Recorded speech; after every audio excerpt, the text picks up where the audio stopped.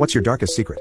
Many years ago, I was a teenager. It was summer and I was staying at a friend's house for a couple days. My friend wasn't around at the time, and I was sitting by myself in the kitchen. His mom, smoking attractive, late 30s or early 40s, comes out of the bathroom, having just showered and wearing only a bathrobe. The front of the robe is open low, showing off a lot of her lumps, still flushed and wet from the shower. I politely avoid looking. We start talking. Eventually she gets to asking me about what I was planning to do the next day.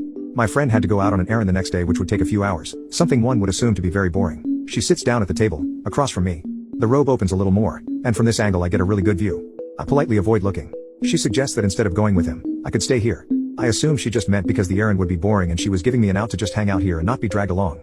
As a 16-year-old I really wanted to do something, but I convinced myself there was no way this was happening. So I say that's okay, I'll go with him. After all, what would I do here? She raises one leg up and puts her foot on the seat of a chair.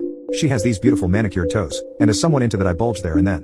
The robe slides down her leg and falls away, giving me a view of her bare leg all the way to her inner thigh. I politely avoid looking. "Oh, I'm sure you'd think of something to do," she says, running her fingers along her leg. I acted like she meant to play video games or read comics because there was no way I would do this to my friend.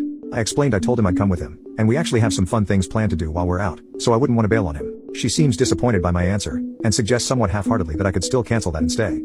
I tell her that I'm actually looking forward to it. She seems almost dejected. She puts her leg down, sits back normally and closes her robe. At this point I could not hold it in anymore. I sat on her and said, "You know what, I can stay." What followed was me losing my V card to my friend's mother, as well as the best vacuum cleaner 3000 extra suction gawk I've ever felt.